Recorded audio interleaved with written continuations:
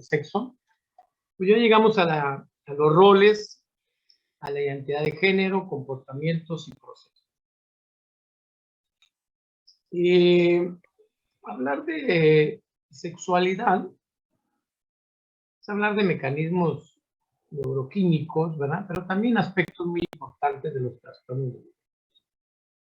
Entonces, antes de iniciar la charla, ¿saben ustedes cuáles son los mecanismos por los cuales un individuo puede tener una actividad sexual? ¿Quién regula todos estos procesos, verdad?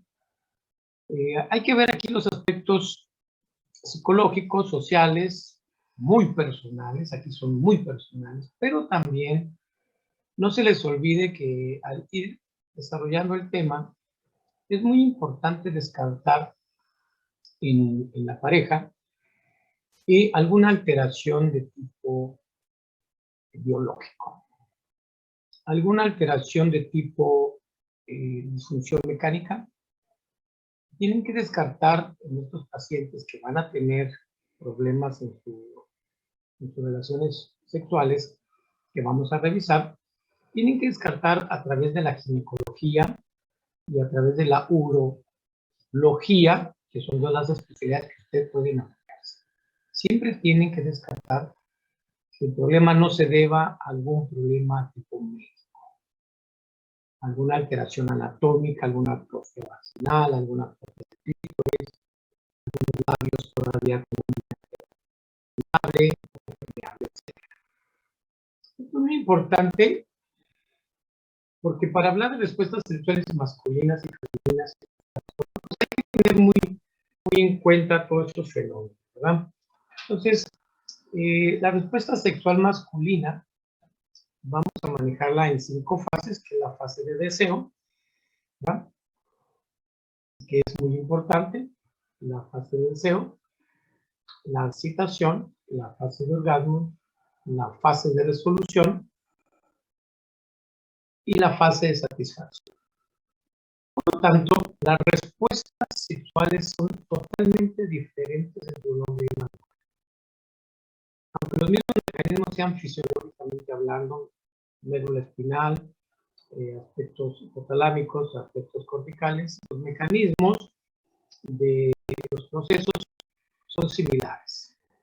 Por lo tanto, estos serían las fases en donde se pretende estudiar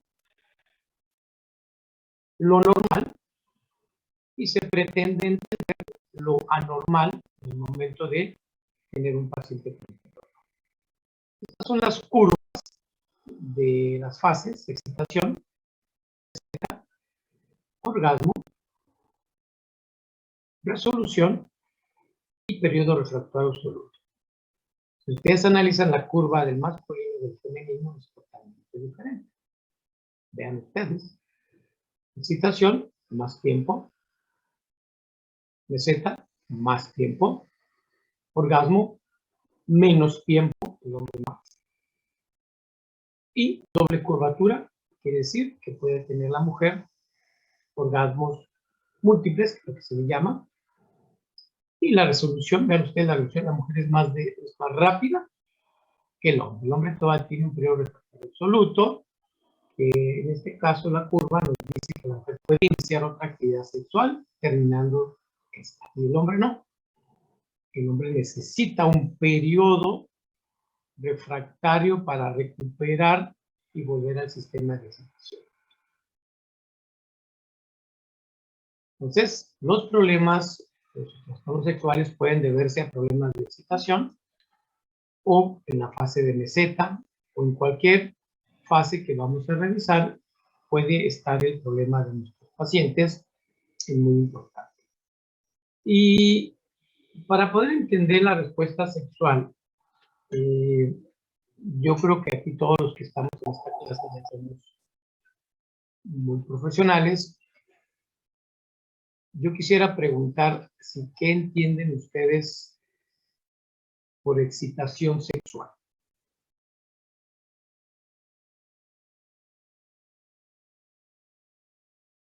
¿Qué entienden? ¿Qué entienden por meseta? los mecanismos del orgasmo, qué consiste, cuáles son los procesos. ¿Alguien que me quiera apoyar? Doctor, Sí, ¿puede ser un deseo que al final de eso obtienes un placer? obviamente, ¿verdad? Que el objetivo es conseguir una función fisiológica, el orgasmo. ¿Y tú sabes dónde se genera ese placer? ¿Dónde termina ese placer?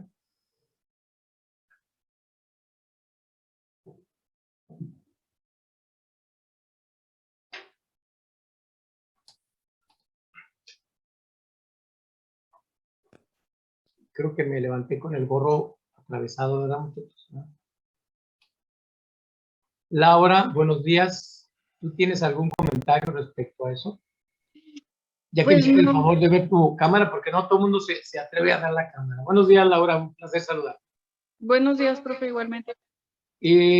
¿Tú tienes alguna idea de lo que es el orgasmo, dónde se generaliza, dónde haces el proceso?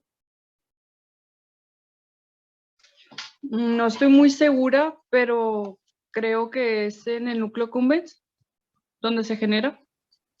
Bueno, se origina, perdón. ¿Se origina o termina? Más bien termina ahí, ¿no? Porque se origina en el hipotálamo. Bien. Y aquí lo importante, cuando una mujer, un hombre, tiene un problema de anorgasmia, aquí lo importante, que es responsabilidad del urólogo o responsabilidad del ginecólogo, ¿verdad? Por comenzar la clase, a los cuestionamientos, muchachos. ¿Dónde estás? ¿Dónde estás? ¿Dónde estás? ¿Qué pasó? ¿Qué pasó? Mire. Es muy básico.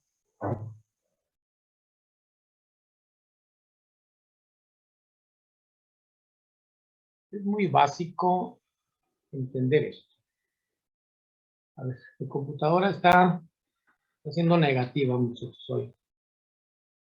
A ver, está tardando. Ahí está. Mire, voy a poner aquí.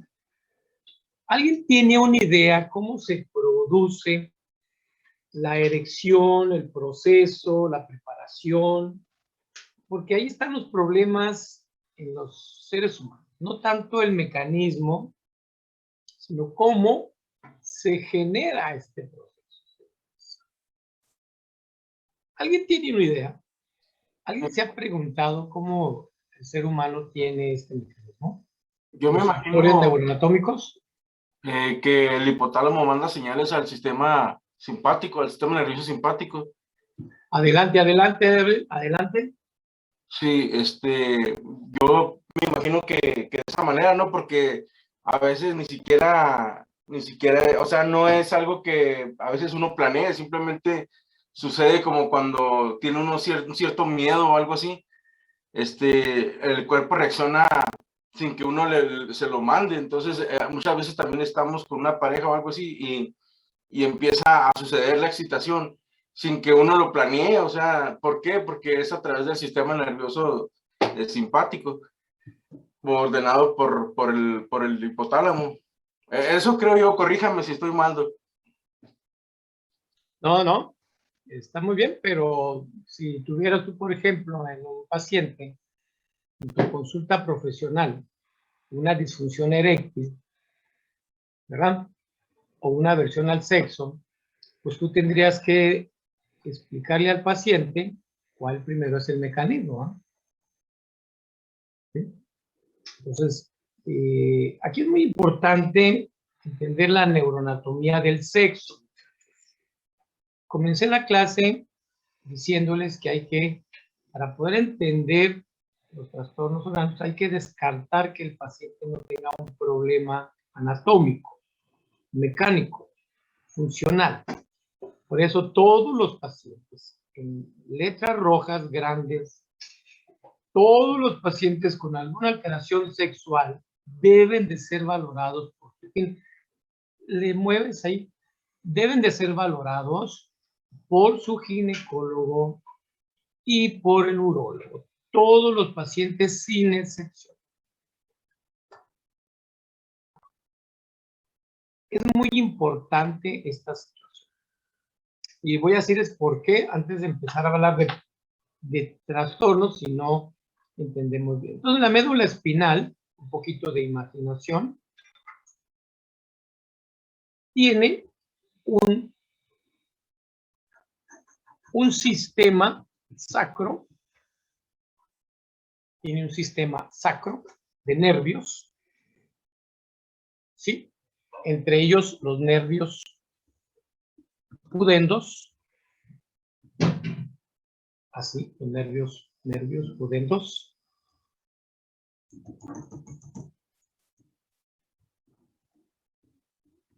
Nervios pudendos.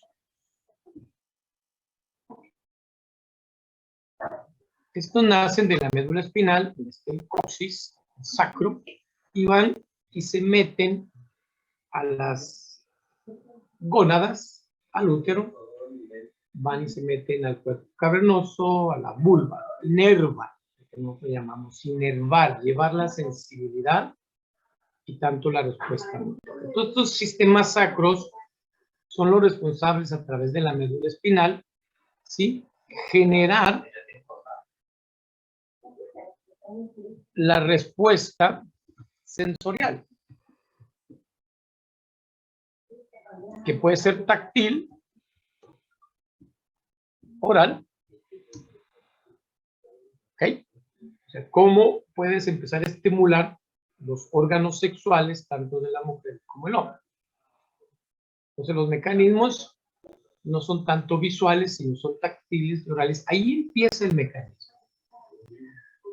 Este es similar al apego materno. Si tú no tocas, si tú no tienes alguna respuesta oral dentro del cuerpo, entonces no estimulas. Entonces el sistema medular sí responde, pero de una manera muy leve. Después de que tú tienes ese nervio sacro, viaja por todo el tronco cerebral, viaja por el tronco cerebral,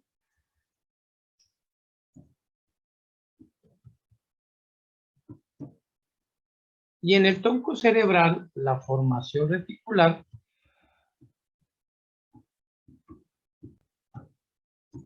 ejerce los sistemas, déjenme subir esto, ejerce los sistemas de estimulación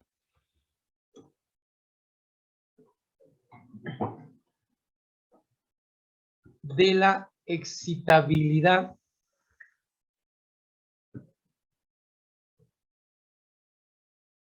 a través de los sistemas talámicos, produciendo la sensación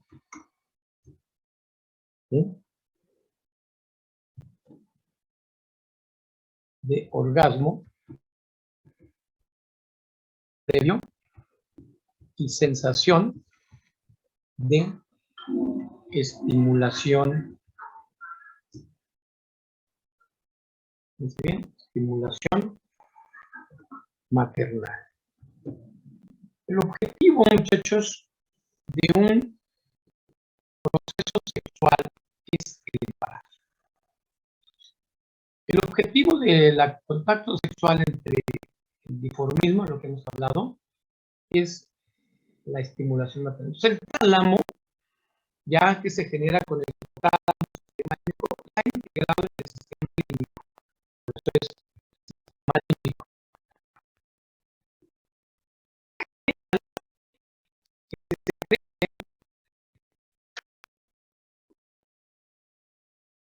Serotoninas, adrenalinas, oxitocinas, beta endorfinas,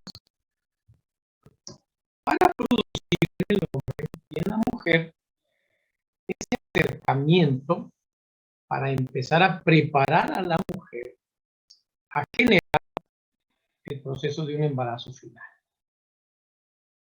Déjenme poner aquí. ¿Cómo lo muevo? Bueno, vamos a poner acá. Entonces, finalmente, como decía, a ver, entonces, el hipotálamo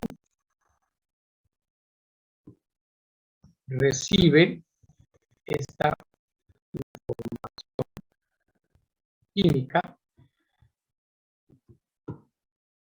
esta droga, serotonina, dopas, endorfinas, y procesa emocionalmente la cópula. El proceso de penetración, el cambio de lordosis lumbar y el estímulo de apareamiento de ambos sexos. Entonces el hipotálamo genera que la mujer modifique su columna para poder modificar su pelvis, ampliar, dilatar su pelvis, mandar toda la sangre de las piernas, de los brazos,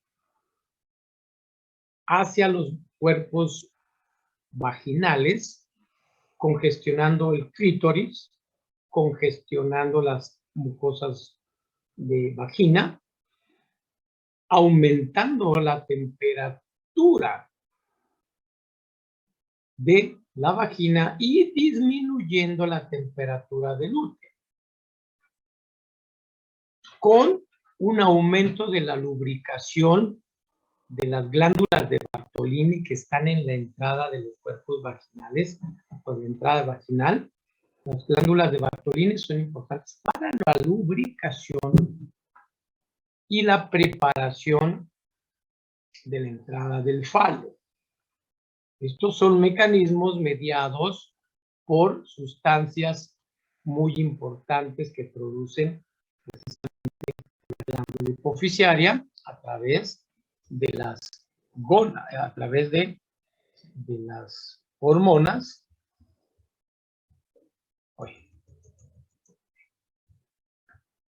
Hormonas sexuales, que vienen siendo los esteroides, que vienen siendo los estrógenos, básicamente. La progesterona, muchachos, es una hormona que produce retracción. La progesterona es una hormona que no permite tener sexo. La hormona progesterona es muy importante porque es la que inhibe el tener sexo. No quiero. El estrógeno es el que acerca a la persona a tener sexo, a ser receptivo. Por eso cuando una mujer se embaraza por factores estrogénicos. Y cuando la mujer va a tener un bebé, la progesterona es la encargada de mantener los 9 meses ese embarazo.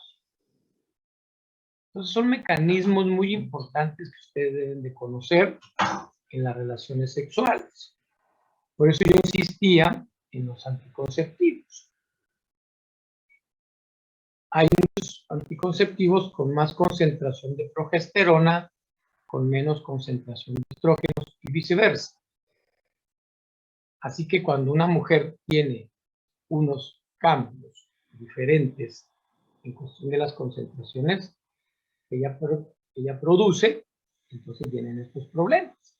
Entonces las mujeres tienen problemas en sus relaciones sexuales, usan este tipo de anticonceptivo y no saben por qué no pueden llegar a un orgasmo, a una satisfacción. Y la mujer empieza a pensar psicológicamente una serie de barbaridades, ¿verdad? Y la mujer psicológicamente, automáticamente empieza a sentirse menos. ¿Por qué? Porque no puede lograr ni excitarse. No puede ni lograr llegar a la meseta, menos al orgasmo.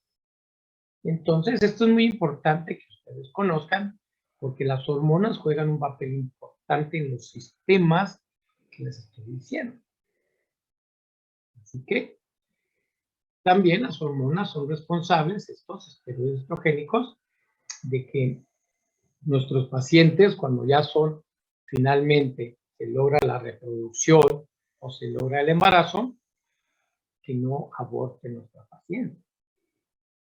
Entonces los abortos es un resultado de una alteración hormonal no controlada por el hipotálamo, básicamente. Y si ustedes tienen una paciente que usa anticonceptivos durante más de 4 o 5 años sin ningún embarazo previo, hay que suspenderlos para que se reinicie y se restaure este sistema normal. Así que cuando una mujer toma anticonceptivos por más tiempo y no ha habido un embarazo, suceden estos fenómenos. Entonces, para poder entender estos mecanismos, es importante conocer todos estos aspectos que les estoy platicando. Muchas veces problema hormonal y no psicológico, el proceso. Entonces, esto sería una forma de explicarles a ustedes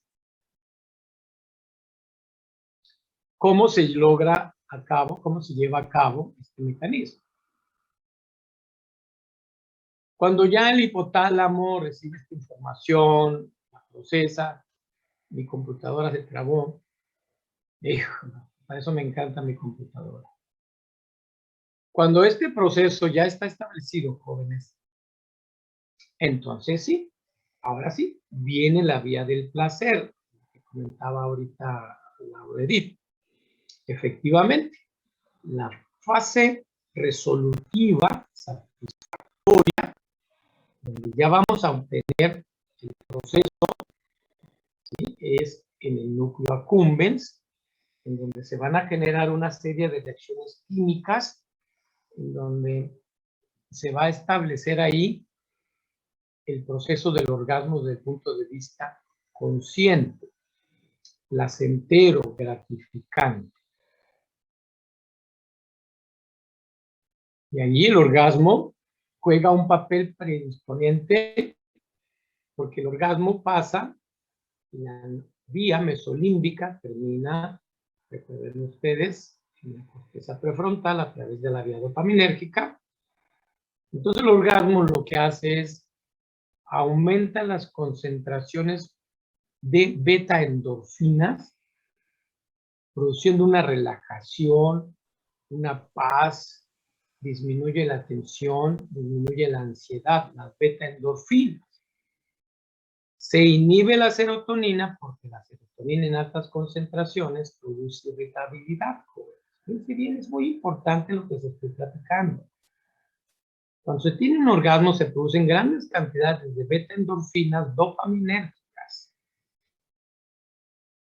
No tanto oxitocinas, sino dopaminas, beta endorfinas, para producir disminución de la ansiedad, mejoría del estado de ánimo, mejor conectividad en el estado mental de la paciente, mejor producción de neurogénesis. Exactamente. Disminuye serotonina, ¿ok? Y disminuye noradrenalina. ¿Dónde? A niveles corticales. Entonces, recuerden que la serotonina en excesiva cantidad produce irritabilidad, produce agresividad, produce aversión, produce rechazo, como la vasopresina. Por eso una de las patologías que vamos a ver, que es la aversión al sexo, esa mujer no produce estas sustancias y está produciendo mucho vasopresina, está produciendo mucha serotonina. Entonces la mujer tiene pocos deseos de tener una relación sexual. El tratamiento de estas mujeres es la oxitocina, y si cursa esa mujer, que normalmente debe de cursar con algún cuadro mental de base resiliente, porque son problemas psiquiátricos esos pacientes. Entonces, si estamos en la jugada, dicen ustedes, se me acabó el pizarrón de ahí de la escuela. Estamos de acuerdo. Entonces, lo que sucede es que el núcleo accumbens efectivamente manda a corteza cingulada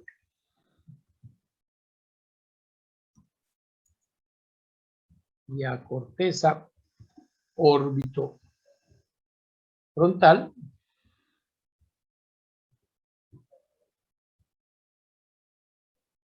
los procesos de inhibición para después de la eyaculación se produzca un estado emocional de tranquilidad y armonía fisiológica, donde hay un aumento de sustancias vasoactivas como neuropéptido Y, que este es responsable de que nosotros tengamos conductas alimentarias después del sexo. Los que hemos practicado el sexo, pues sabemos que después de un buen sexo nos da ganas de comer, ¿verdad? ¿Escuchó? Por eso los hombres casados tienen el refrigerador, y las mujeres casadas tienen el refrigerador vacío, ¿verdad? Y vamos y comemos después. El soltero está lleno de refrigerador, ¿verdad? Es un mecanismo establecido y esto genera, ahora sí, secundariamente placer, ¿sí? Recompensa y gratificación, producto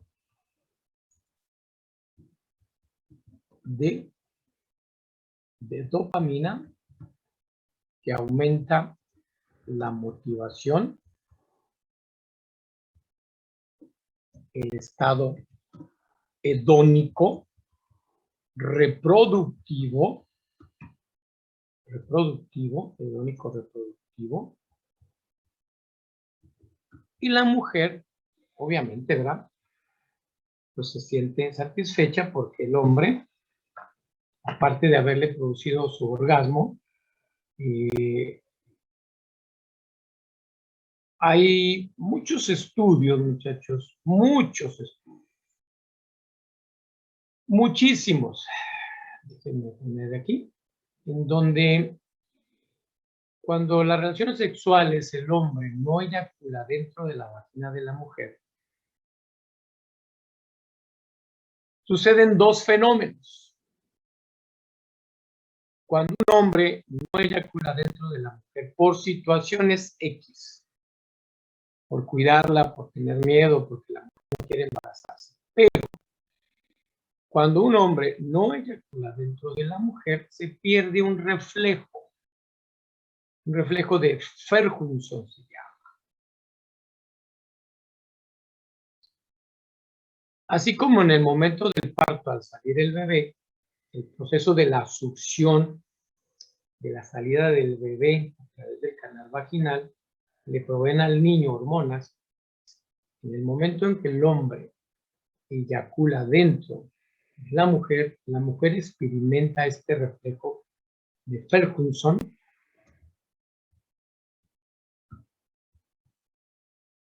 que es el que promueve la liberación de oxitocina para contraer los músculos del útero para ayudar a la movilización de esperma hacia el útero y facilitar el embarazo.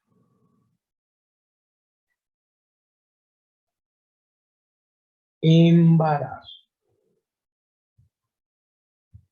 Cuando una mujer no recibe este proceso, entonces no se produce estas contracciones involuntarias fuera de nuestra conciencia.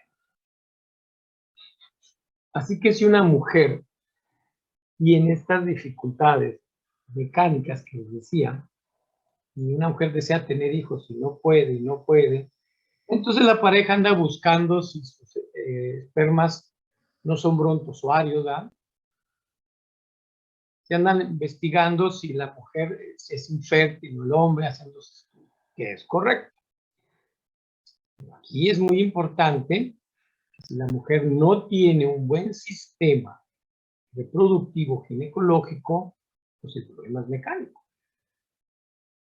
Y no tanto que no produzca el hombre sus 5 millones de espermas de una forma normal. Entonces, casi por lo regular, los estados de infertilidad se deben muchas veces a problemas de este tipo, porque la mujer, número uno, utilizó mucho tiempo los anticonceptivos, ¿sí? Segundo, he insistido en que muchas veces la progesterona hace todo lo contrario con la oxitocina, ¿ok? O tiene un problema de tipo mecánico a niveles pélvicos. Entonces hay que hacer estudios que sus trompas, que sus úteros, sus ovarios estén en buena forma, en tamaño, que estén bien ubicados, que no haya síndromes pélvicos, congestivos, quistes de ovario, pequeños si quieren, pero hay que revisar el por qué esta persona tiene problemas.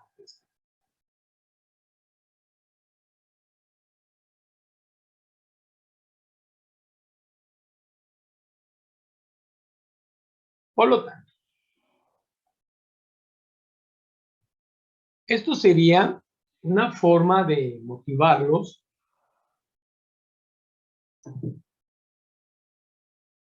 no nada más es como dice la canción, mete y saca, mete y saca, mete y saca. No, sí es conocer todo el proceso.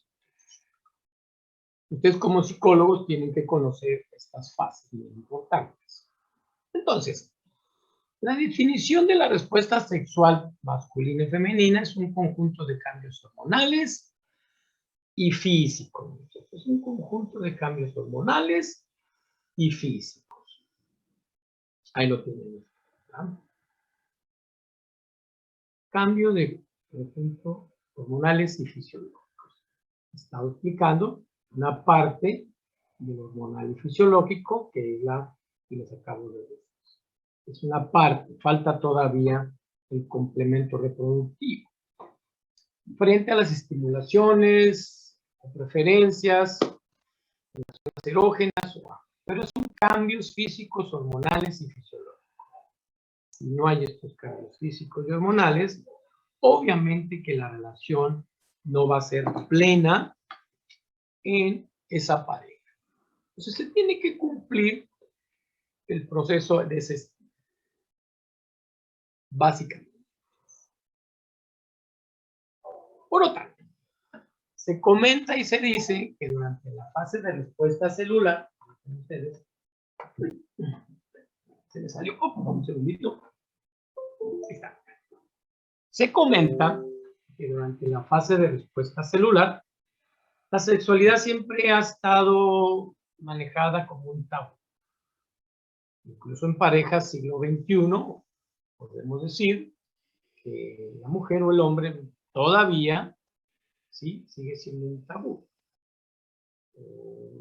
No de personal, pero muchas veces nosotros tenemos vergüenza si no estamos bien establecidos. Entonces, son fenómenos que van a influir en la liberación fisiológica que acabo de explicar. Si una persona tiene vergüenza,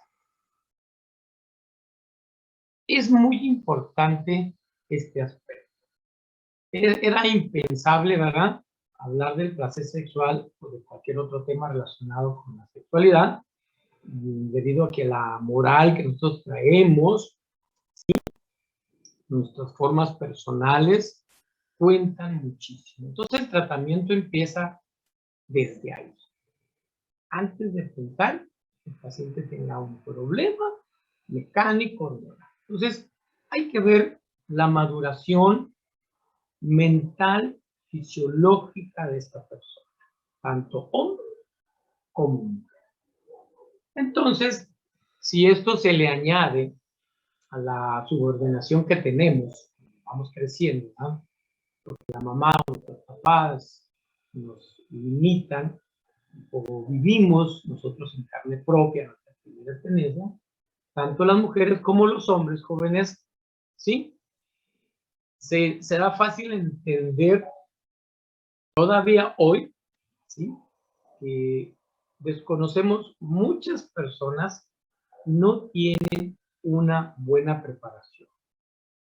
Entonces, es muy importante saber la fisiología del orgasmo masculino y femenino, pero sí es muy importante en realidad, cuando vamos a una terapia sexogénica, en la consulta, ¿verdad?, es muy importante conocer primero la personalidad, carácter y temperamento. Ahondar, así se le dice la palabra, cómo es esta persona.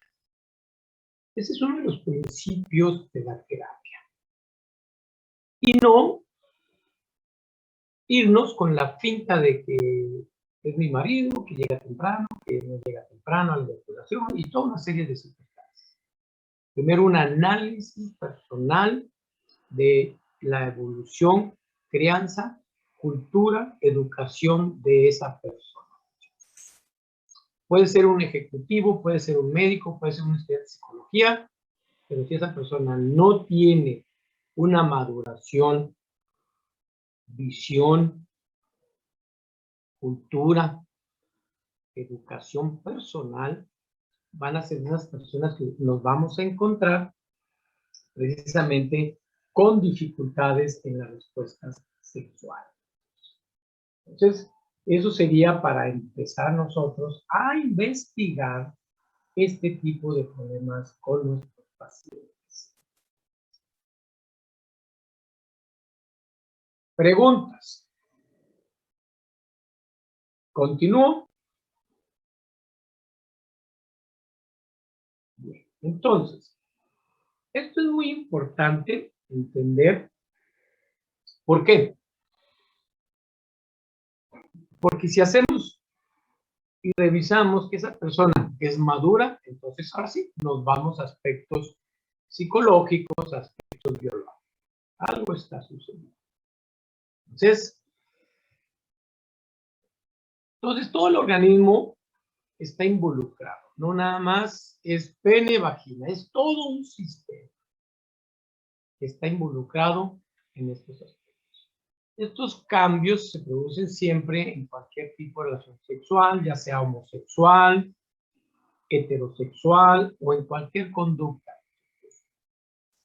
Todos los cambios, desde una masturbación, relación con o sin penetración, pueden o no terminar en orgasmo. Siempre va a haber cambios físicos y psicológicos.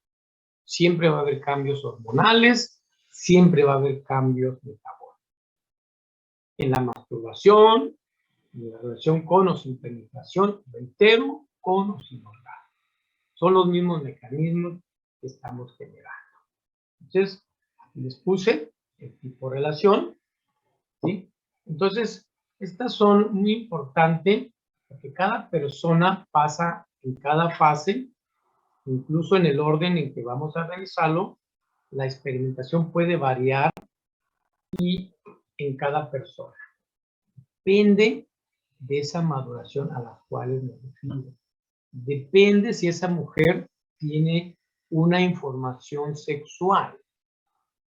Depende de qué tipo, ¿sí?, de educación tiene. Y depende de su método anticonceptivo ya previamente. Entonces, el sexo en cada persona es diferente. No es fácil diferenciar cuando comienza una y termina la otra fase.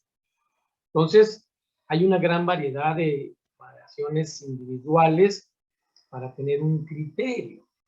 Entonces, todas estas fases pueden ser genitales o extragenitales, pero en la mujer es más complejo que en el hombre. Entonces, la sexualidad es una de las atribuciones que cuenta cada uno de nosotros que estamos en esta clase. Es parte de nuestra personalidad. La sexualidad, no el sexo. La sexualidad es nuestra personalidad, carácter, temperamento.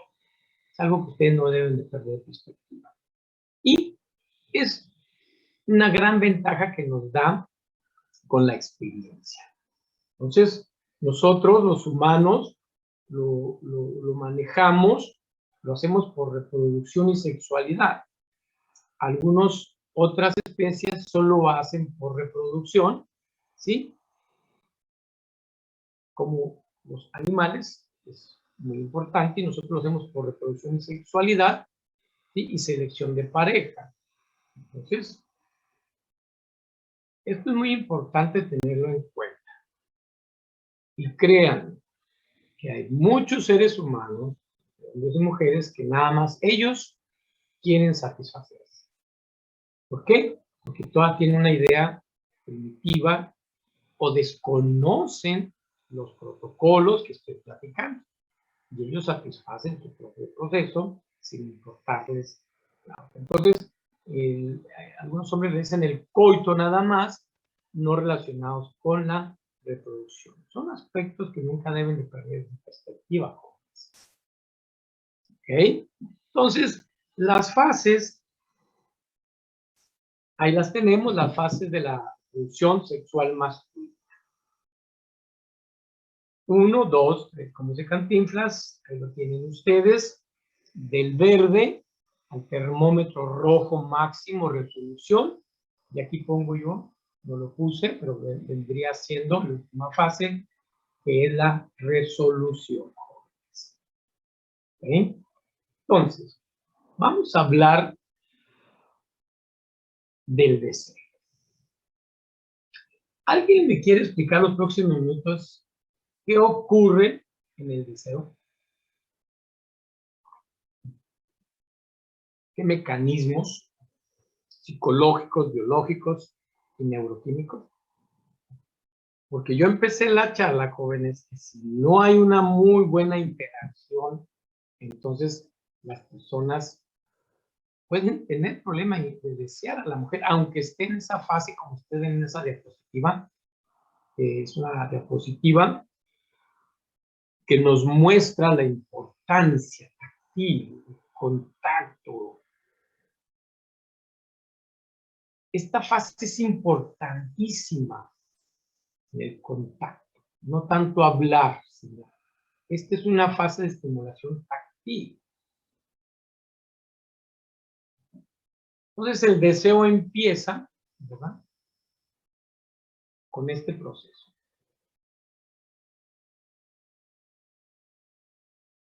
¿Alguien me dice dónde están las áreas sensoriales más importantes del hombre? ¿Alguien me puede decir?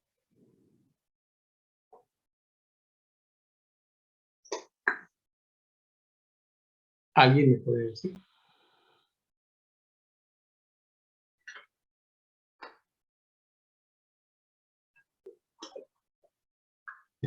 Válgame, tengo puros novatos. No, ¿Por cuál fue la pregunta? las áreas sensoriales, donde se registran todas las áreas sensoriales.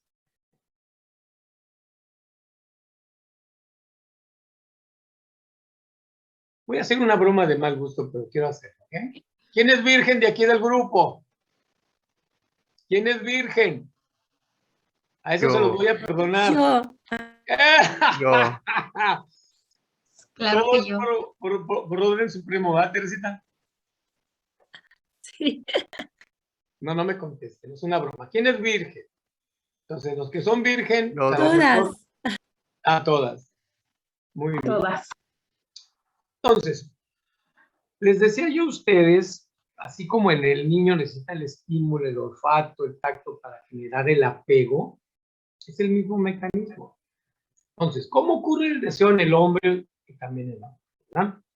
Entonces, la visión forma parte importante, pero este es un mecanismo básico.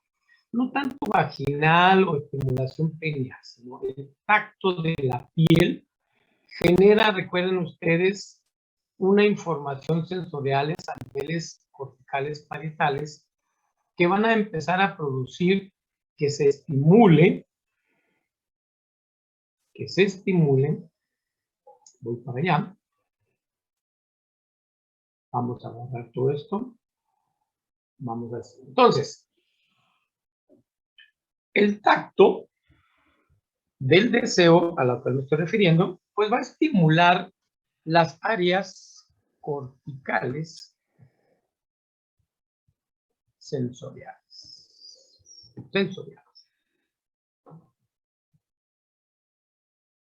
Entonces, las áreas corticales sensoriales son las talámicas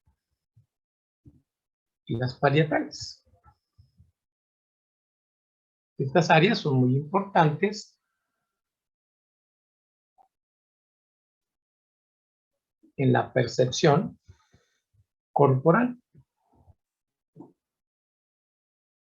Acuérdense que el lóbulo parietal tiene la percepción del cuerpo. Un niño sexualmente empieza a conocerse sexualmente, ¿sí? Y empieza a conocer su cuerpo.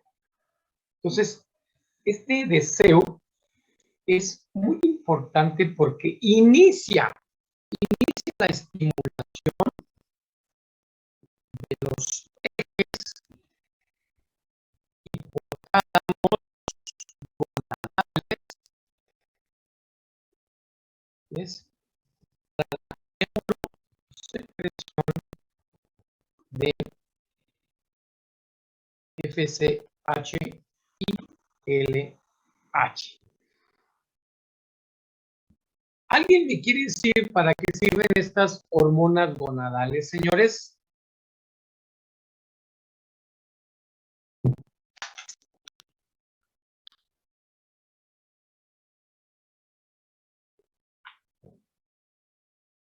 ¿Alguien me quiere decir para qué sirve el eje hipotálamo hipofisiario gonadal? ¿Alguien me quiere comentar?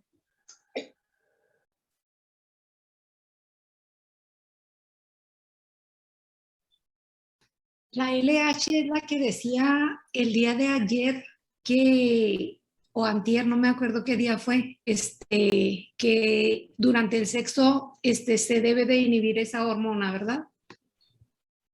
Manuela. No, Manuela. Es la que si más no me acuerdo. Les voy a hacer otra broma, no empiecen a hablar japonés, ¿eh? Control, es que No, no. no. Es la que controla algo sobre los ciclos menstruales No, y también tiene que ver con los espermatozoides en el hombre. no. Mm, Gracias por su participación. Todos estamos para aprender. ¿Estamos de acuerdo? ¿No son las que preparan al cuerpo para la relación? No, muchachos. Que ya ve que pues, el cuerpo se va ¿Para a qué preparar. sirve, si yo les hago una pregunta profesional, ¿para qué sirve la luteína? Punto. ¿Para qué sirve esta hormona en el cuerpo humano sin el sexo o con sexo? ¿Para qué se libera LH? Para producir leche en las glándulas mamarias. Hijo, Manuela. ¿No? Me acabas de perder, mujer. No puede ser. Exactamente, me acabas de perder. Nuestro amor ha terminado esta noche, esta tarde, esta mañana. ¿Para qué se produce la LH y la FSH, muchachos?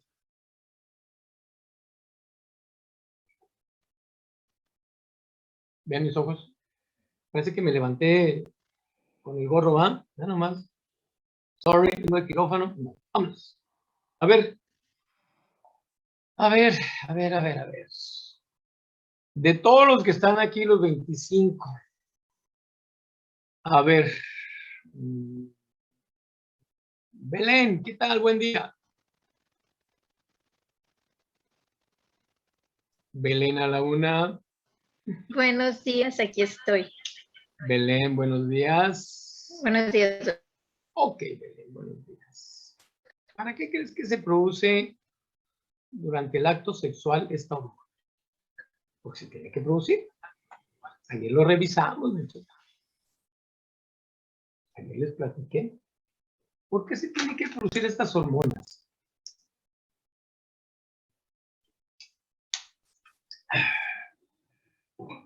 Y estoy hablando de la primera fase del acto sexual. Tenemos que correlacionar hormonalmente con las fases sexuales.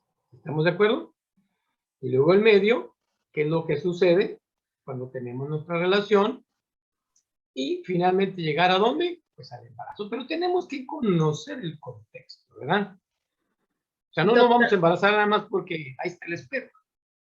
Bueno, no sé si estoy segura, pero ¿no es por la lubricación que prepara el cuerpo para la lubricación vaginal? No. No es ¿Algo lo que más? dijo Cintia ahorita de que es la LH la que estimula la ovulación.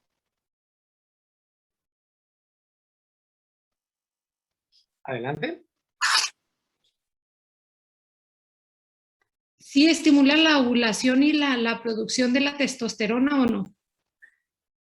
A ver si lo recupero, ¿no? Ok, muchachos. Nuevamente. Vamos a explicar. Entonces estamos con esto, FSH, ¿verdad? Entonces, miren. Durante la fase del deseo, entonces tiene que haber una estimulación hormonal muy importante porque la mujer está esperando el esperma y el hombre está proviendo el gameto. ¿Vamos bien? ¿Cuál es el objetivo de que eyacule el hombre? Embarazo. ¿Hecho? Cuando una mujer se quiere embarazar, ¿qué anda haciendo? Ahí anda viendo si el moco es correcto, ahí anda viendo si no usa anticonceptivos. ¿Me explico? Anda viendo que la temperatura esté correcta y ahí andan midiendo y todo. ¿Hecho? Entonces, recuerden que el ciclo sexual tiene 14 días. ¿Vamos bien? ¿Alguien de ustedes sabe en qué momento, en qué día sale el óvulo del ovario? ¿En qué día y en qué fase? ¿Ven los ojos? ¿Cómo, hombre? Yo me acuerdo que eso es en la fase ovulatoria, creo. ¿Qué días, Celeste? No sé ¿Qué si más, era el Celeste? 14. ¿Cómo? Dame ahorita en este momento, de los 25 que tengo en clase, explícame el ciclo menstrual. Bueno, pues bueno, No es empieces a la hablar como japonés. menstruación. Acuérdate. O sea, no. No, bueno, pues es la menstruación, ¿no? Que llega a durar a veces 4 o 5 días, ¿no? En algo normal. Perfecto. Y luego es como una semana infértil, que no me acuerdo cómo se llama. No. Lútea. ¿Cómo se produce tu ciclo menstrual? Porque si tú tienes, por ejemplo, vuelvo a repetir, si tú tienes una paciente en consulta, ¿va? Con un trastorno, ¿me explico? A lo mejor el problema es nada más hormonal ovulatorio y no resolutivo. ¿Ya me expliqué? Pero tú tienes que saber el ciclo sexual de tu ciclo de ritmo, que son 28, 30 y 35 días. Hay ciclos menstruales de 28, perdón, de 21, 28, 30 y 35 días. Entonces tú tienes que saber, para todo me dirijo, ¿ok? Pero ustedes tienen que saber el ciclo menstrual de la mujer, qué tipo es. ¿Ok? Entonces, doctor, si fuera un ciclo menstrual de 28 días, podría ser del día 12 al 16, la ovulación. No, ese es el primer día. Entonces sería el Tú 14. menstruas, pero ya empieza este fenómeno. ¿Ya me expliqué? Tú vacías útero, pero ya empieza el proceso. Celeste, estoy esperando tu ciclo menstrual. Y para todos, ¿eh? Es para todos. Acuérdense que al final del curso yo voy a calificar participación, ¿ok? Los demás están en stand-by. Oh, es que no entendí muy bien qué es lo Otra que- vez, muy bien. ¿Cuál es el ciclo menstrual? ¿Cuál es el mecanismo neurofisiológico de un ciclo menstrual normal? Ay, Dios mío. Bueno, ah, se supone que el proceso que se necesita es, se tiene que, ya sea si no hay fecundación, se tiene que liberar todo el tejido endometrial y para eso se necesitan pues ciertas hormonas, ¿no? Que van a incurrir en todo el proceso de la menstruación. Ay, pero no me acuerdo, déjame pienso. Pues sí, creo que sí tiene que ver la LSH y la LH y la FSH. Si tuviera hacer un examen personal, te preguntaría, ¿cómo? ¿Cómo intervienen? Ujú. Pues me parece que estas son las que estimulan el óvulo, el ovario, para que, ah, perdón, para que al momento de que lleguen los días, pues ya se pueda liberar, porque si se fecunda, pues que ya se libere todo lo demás y vuelva a iniciar el ciclo. Pero así por nombre, no me lo sé, discúlpeme.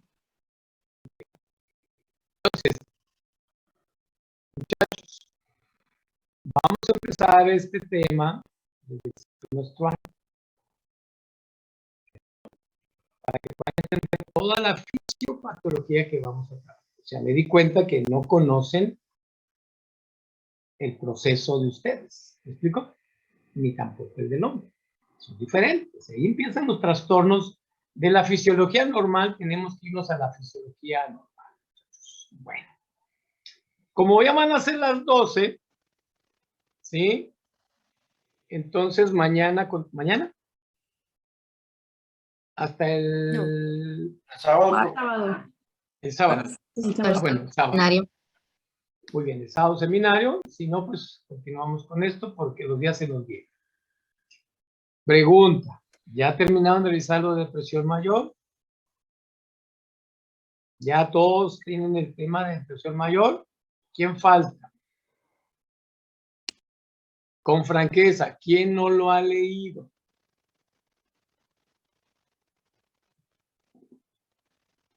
¿Todos lo leyeron? Bien, entonces tenemos trabajo, si se fijan muchachos, ¿verdad? Tenemos mucha información. Hecho. Entonces no me despido, los veo el sábado, si Dios no quiere otra cosa. Vamos a trabajar un poquito esto y luego nos vamos a antidepresivos y voy a hacer una evaluación de depresión el sábado. Ok. Jóvenes que estén bien, revisen su ciclo menstrual. Revisen su ciclo menstrual, la importancia de conocerlos como psicólogos y seres humanos. ¿Hecho? Mecanismos del 1 al 14 y del 14 al 28, cuáles son los fenómenos y qué sucede. ¿Hecho? Para todos. El sábado pregunto el ciclo menstrual para ver cómo estamos. ¿De acuerdo, señores? Ok. Sale, nos Gracias. vemos entonces. Gracias. Bye. Gracias por su atención, Gracias. sus finas atenciones a la clase y su tiempo. Nos vemos.